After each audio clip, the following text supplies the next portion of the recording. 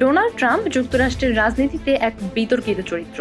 তার নেতৃত্বে দেশের অভ্যন্তরীণ নীতিতে যেমন চরম ডানপন্থার প্রভাব বেড়েছে, তেমনি অনেক নাগরিক নিজেদের স্বাধীনতা ও নিরাপত্তা নিয়ে প্রশ্ন তুলছেন। ট্রাম্প দ্বিতীয়বার ক্ষমতায় আসার পরই এক শ্রেণীর মার্কিন নাগরিক ইউরোপমুখী হয়ে উঠেছেন। তাদের চোখে আমেরিকার আগের মতো নিরাপদ, সহনশীল ও বাসযোগ্য মনে হচ্ছে না।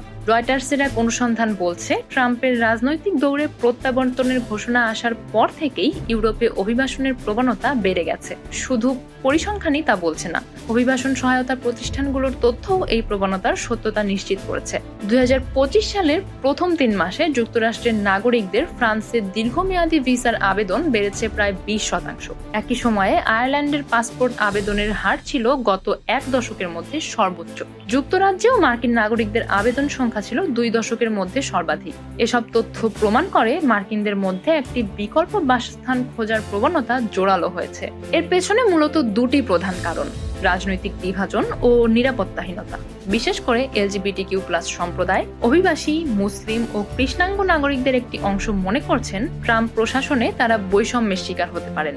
ট্রাম্প ইতোমধ্যেই 19 বছরের কম বয়সীদের লিঙ্গ পরিবর্তনের চিকিৎসা সীমিত করার এবং ট্রান্সজেন্ডারদের সেনাবাহিনীতে নিয়োগের নিষেধাজ্ঞা দেওয়ার মতো সিদ্ধান্তের কথা বলেছেন। এসব সিদ্ধান্ত অনেকের চোখে মৌলিক অধিকার হরণের শামিল।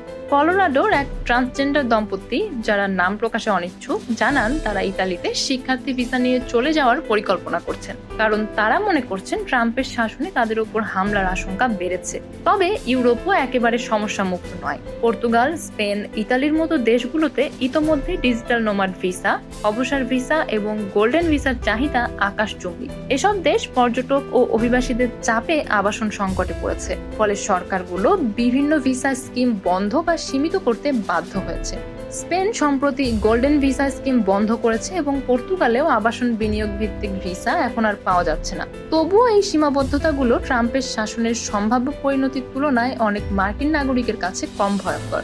নিরাপত্তা, স্বাধীনতা ও মানসিক শান্তির খোঁজে তারা পাড়ি জমাচ্ছেন ইউরোপের দিকে।